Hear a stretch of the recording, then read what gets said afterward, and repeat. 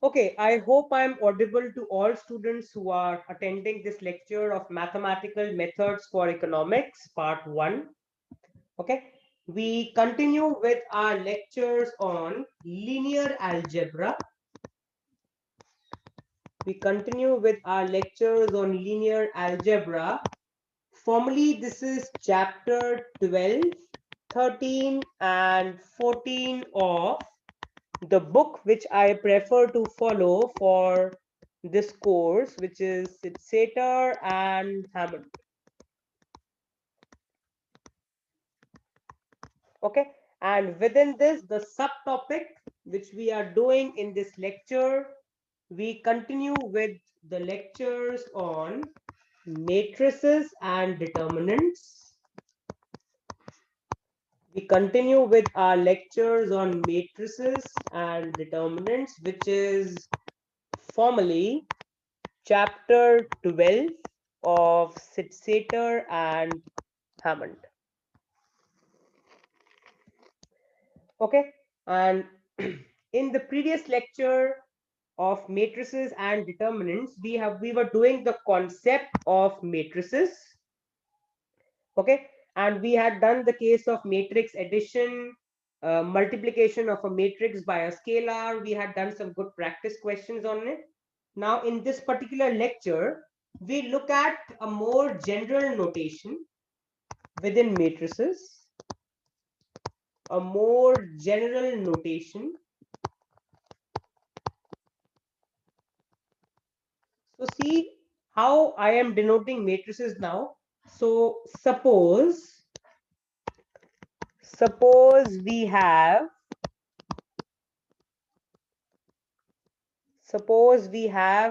the matrix A, which is an m cross n matrix, A11, A12, A1n, A21, A22, A2n, and I can move forward to AM1, AM2, and AMN. Clearly, you can see that this matrix has m rows and n columns. It's a m cross n matrix. Suppose I have another matrix capital X, which is x1, x2, xn. You can see that this matrix is a column vector. It has only one column. So I can write it is an n cross 1 matrix. It has n rows, but only one column. So it's a column vector. If you all can recall from my previous lecture, a column vector is a vector with only one column. Okay. And we have another vector B, which I write as B1, comma B2, Bm. This is again a column vector, which is m cross 1, m rows and one column. So then I can say define the system of linear equations. Define the system of linear equations. So I can write it like this to make it more clear. Define the system of n linear equations. Define a system of m. Let me correct myself. Define the system of m linear equations in n unknowns as, so guys, you can see how I'm writing it. A into x is equal to b. A into x is equal to b. Now if I actually write them, how can I write them as? Can we multiply A into x? We know how to multiply two matrices from the previous lecture. So if I multiply A into x, it is going to be A11 into x1 plus A12 into x2, A11 times x1 plus a12 x2 plus dot dot dot a1n times xn. Okay, this will be one matrix. This will be one component within the matrix. Okay, so guys, m cross n and n cross 1. You can see n is common here. So my matrix will be m cross 1. So I can write Sir, it like this. Yeah, 1 minute. Let me complete this first. So this is going to be my m cross 1 matrix.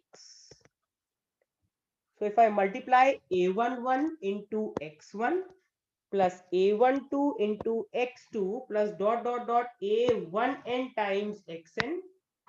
So this will be a1n times xn.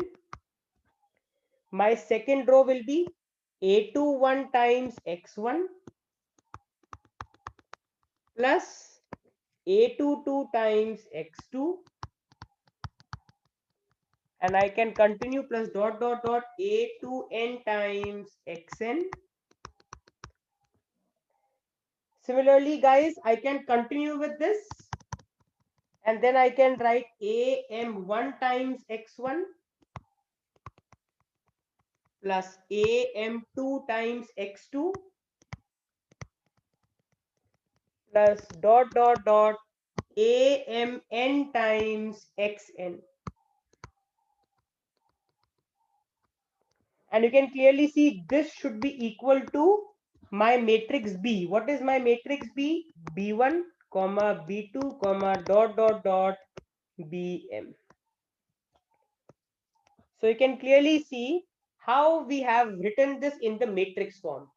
So you can see it's a system of m equations in n unknowns. Okay, so we can also say, guys, that my matrix X is called the unknown matrix. So I can write where matrix A is called the coefficient matrix. Matrix A is called the coefficient matrix. Matrix X is called the unknown matrix.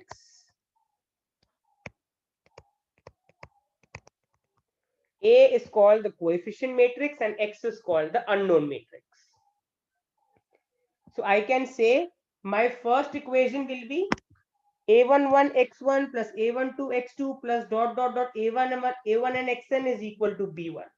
Second equation a21 x1 plus a22 x2 plus a2n xn equal to b2. Dot dot dot, how many such equations? M. So a m1 x1 plus a m2 x2 plus a mn xn equal to bm. So we have n unknowns, and m linear equations. So I hope all students are clear with this. Okay, so now the next thing we discuss, this is called the rules for matrix multiplication. Rules for matrix multiplication.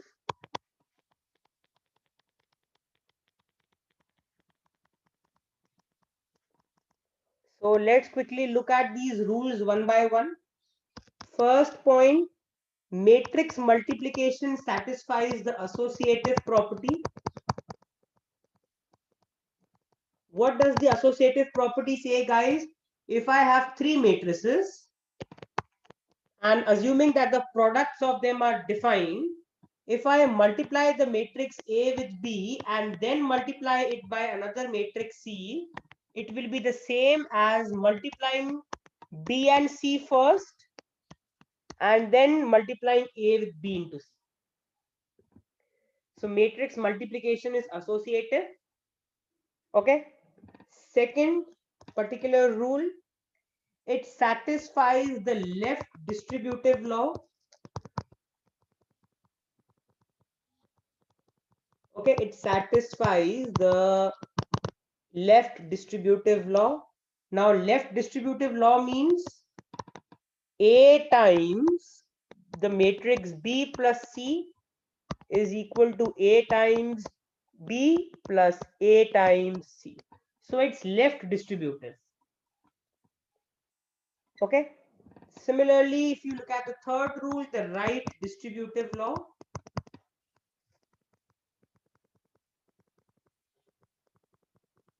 Okay, right distributive law.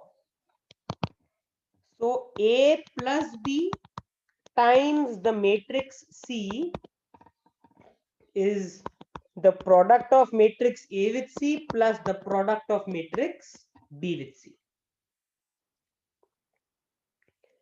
Okay, so hoping students have understood this, and then we can write a note. If I multiply A plus B matrix with itself, product of A plus B matrix with itself will be what? Product of matrix A with itself plus product of matrix A with B plus product of matrix B with A plus product of matrix B with B. Now guys, you need to understand in general, the matrix multiplication is not commutative. That means product of A with B in general is not equal to product of B with A. So don't add AB and B and say it's 2 times AB. No. So in general, AB is not equal to BA. That is the matrix multiplication. Matrix multiplication is not commutative.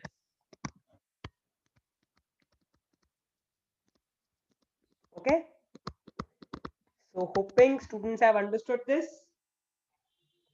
And then we can write another note. This was the first note. Let's write the second note. If A is a square matrix, we know from the previous lecture what is meant by a square matrix. That matrix which has the same number of rows and columns. So if A is a square matrix, we write A to the power n as the product of the matrix A with itself. How many times? N times.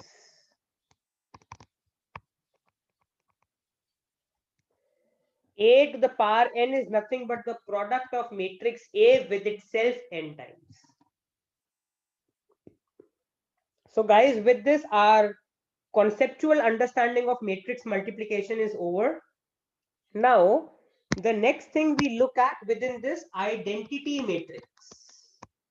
So all students will now write the heading identity matrix. Okay, so let's write the definition of identity matrix first. So the identity matrix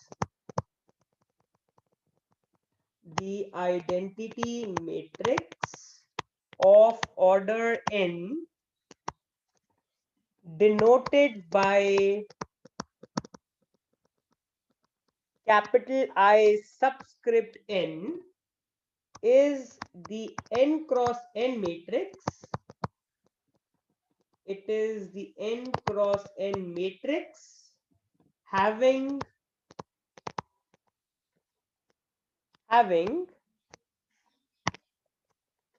ones along the main diagonal,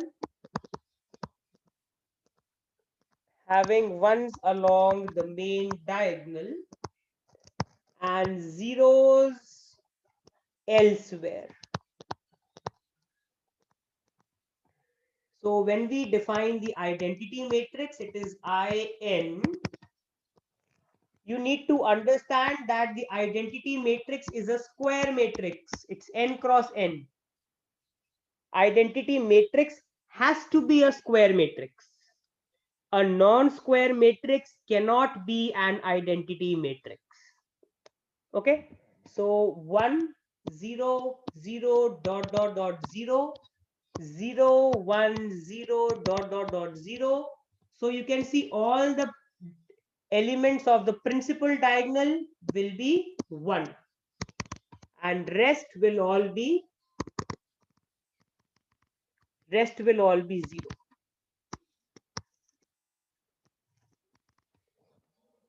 So when we talk about an identity matrix of order n, it is a square matrix. It is a square matrix whose principal diagonal elements are all equal to 1. So hoping students have understood this, and then guys, we can write some important observations based on this. So first observation, if A is any M cross N matrix, if A is any M cross N matrix, then product of matrix A with the identity matrix will always give me back the matrix A itself. All students know this observation. If you multiply any matrix by the identity matrix, you will get back that matrix itself.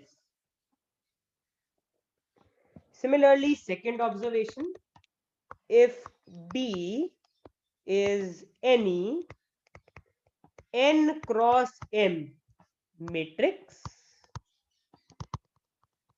then product of the identity matrix with B will give me back the matrix B itself. Okay, so why is this the case, guys? When A is M cross N and identity matrix is N cross N, if I multiply the two matrices, what will the new matrix be? The new matrix will be A only with the order M cross N. Similarly, when I multiply I, which is an n cross n matrix, with the matrix B, which is n cross m, again we have n here and n here. So my product is going to give me the matrix B, which is n cross m. N cross m. So I hope students have understood this important observation. So, and guys, then we have the third observation. So erasing all this, the third observation in particular, so I can write in particular A into the identity matrix of order n is equal to I n into the matrix A will give me the matrix A for every n cross n matrix A. For every n cross n matrix A. This means now the third point is telling you if A also is a square matrix. If A also is a square matrix of order n, then A into the identity matrix is equal to the identity matrix into A is equal to the matrix A itself. So hoping all students are clear with this. Now guys, let's do some practice questions. So whatever concept we have done in the lecture till now, let's practice some questions based on it. So the first question, verify the associative and distributive laws. Verify the associative and distributive laws for the following matrices.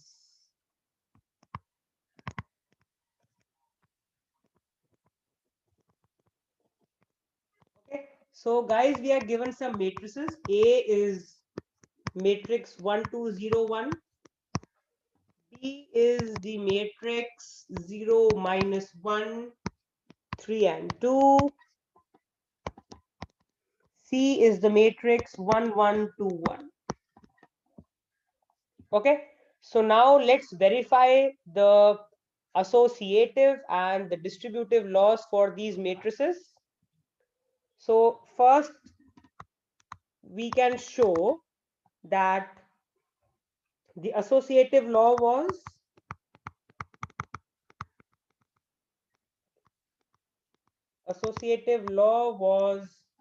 AB into C is equal to A into BC. This was the associative law which we had done in the beginning of the lecture for matrix multiplication. So quickly, let's verify.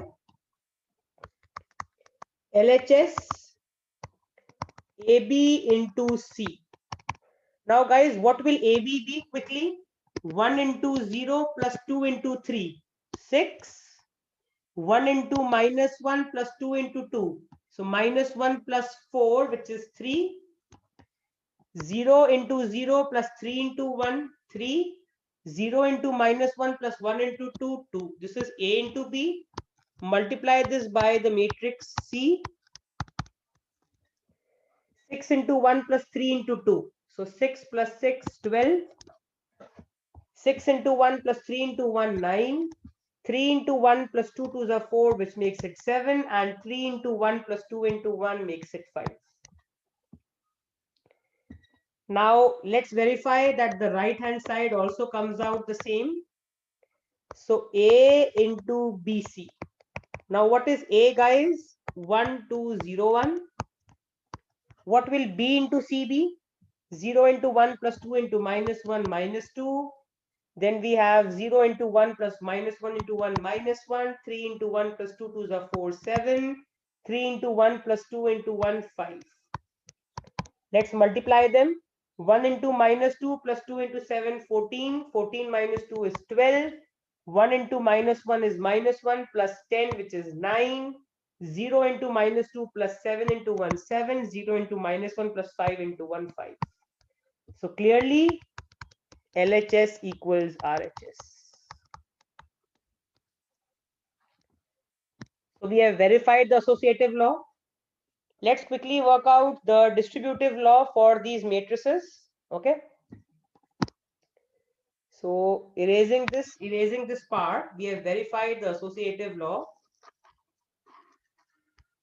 Okay, we now work on to the distributive law.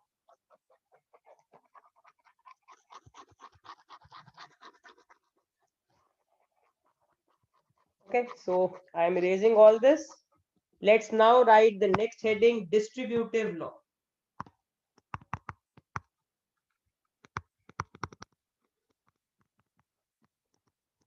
So what was the distributive law, guys?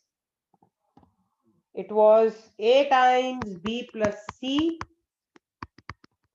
is equal to A times B plus A times C. Okay, this was the distributive law. Let's work out the left hand side.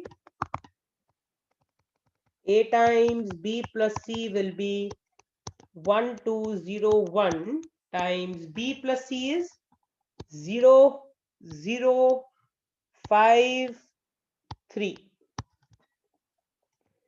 And when we multiply, 1 into 0 plus 5 into 2, 1 into 0 plus 2 into 3, 0 into 0 plus 5 into 1, 0 into 0 plus 3 into 1. So this is our LHS.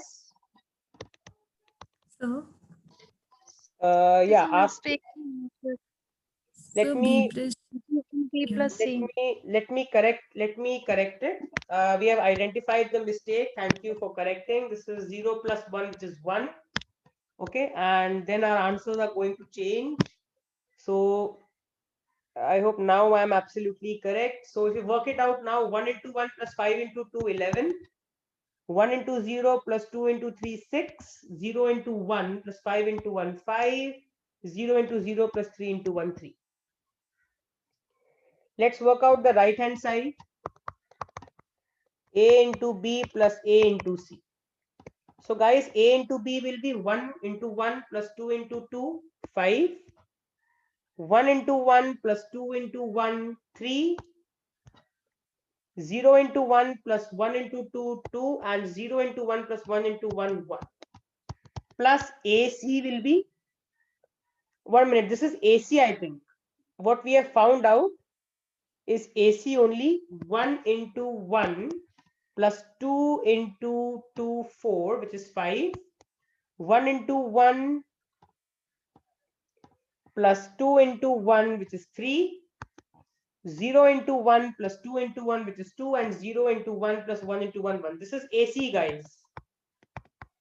And let's work out AB now. So AB will be 1 into 0 plus 2 into 3, which is 6. 1 into minus 1 plus 2 2s are 4. So minus 1 plus 4 is 3. Okay. Then we have 0 into 0 plus 3 into 1, 0 into minus 1 plus 2 into 1. So this comes out, if I add them up, this is my AB. You could have found AB first and then AC, that is also fine. So basically, so that students don't get confused, I am writing AC and AB. Okay, so if I add them up, 11, 3 plus 3, 6, 2 plus 3, 5, and 1 plus 2, 3. Clearly, you can see LHS is equal to RHS, hence the distributive law is also satisfied.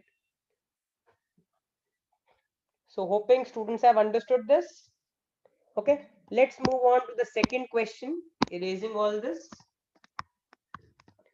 Let A be equal to 1 minus 1 0 1. Compute A square and A cube. Okay, guess the general form of AN.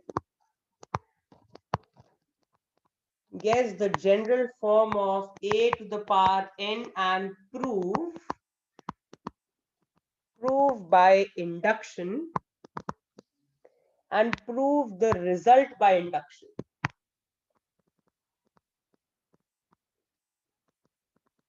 Prove the result by induction on N.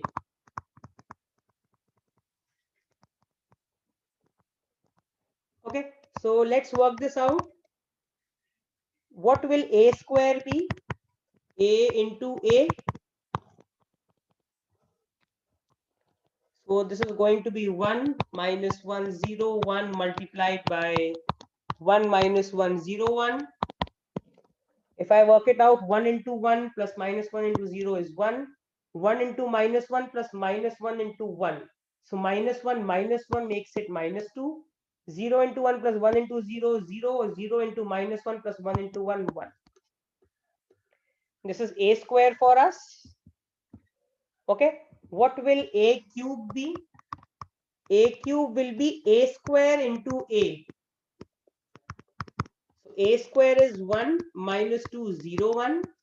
Into A is 1 minus 1, 0, 1.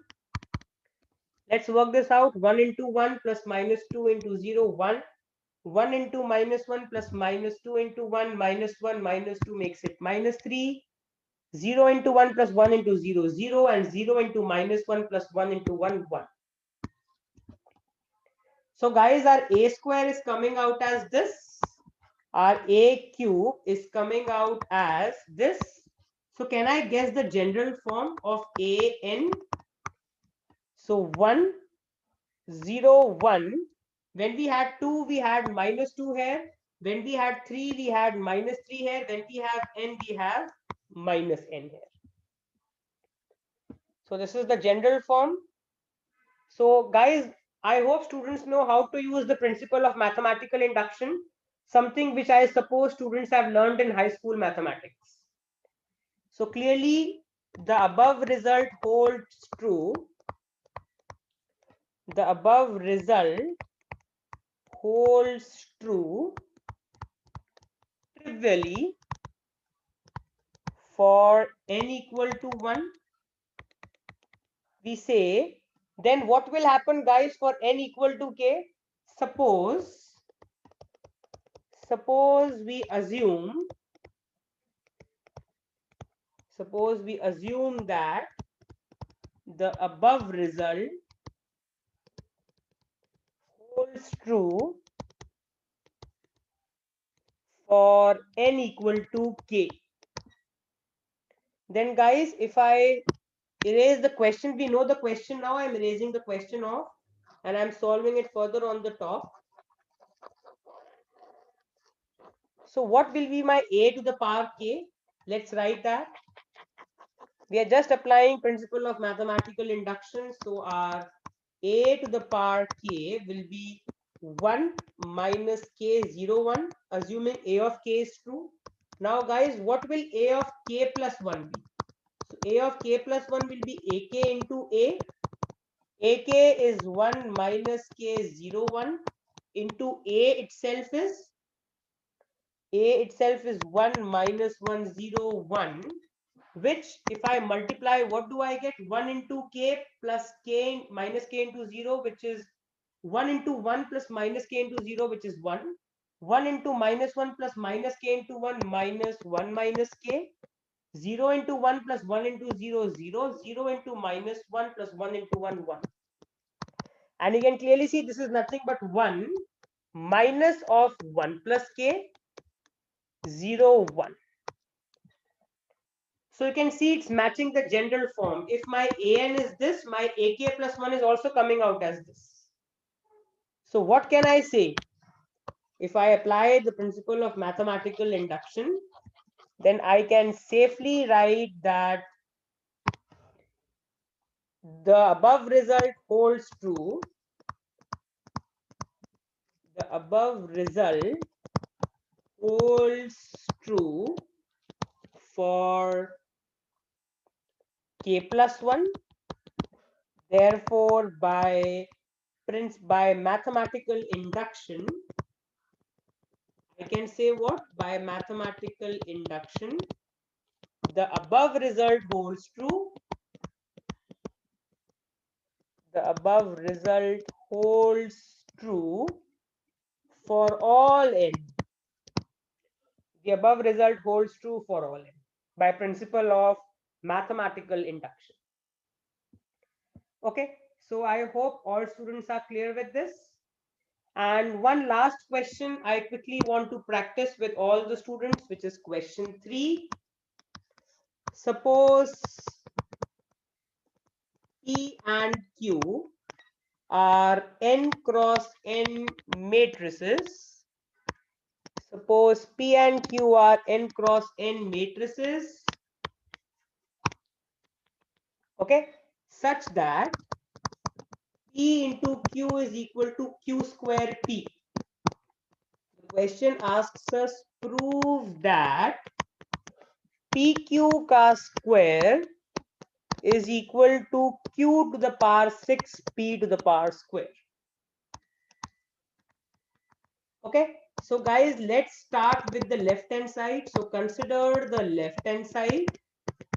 PQ का square I can write as PQ into PQ. And what is PQ itself equal to?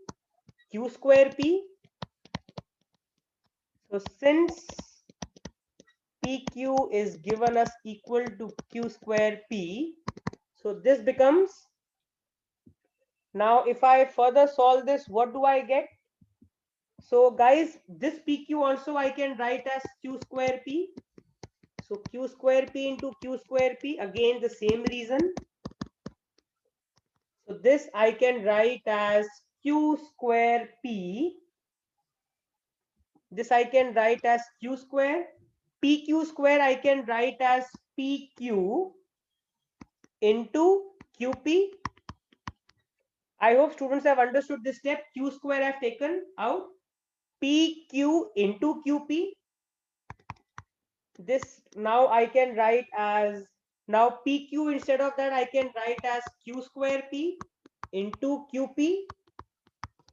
So this I can write as Q square into Q square into PQ times P. This I can write as Q square PQ is nothing but Q square P times P.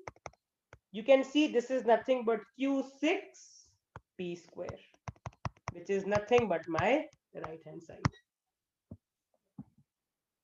Okay, so I hope students have understood the solution to this question. And this is where I intend to stop in this particular lecture. I hope all students have enjoyed this lecture. Any doubt, you can unmute your mics and ask, or call up or mail me your doubts at divineschoolofeconomics@gmail.com. So this is where I stop in this So, particular lecture. So I hope all students have enjoyed this lecture.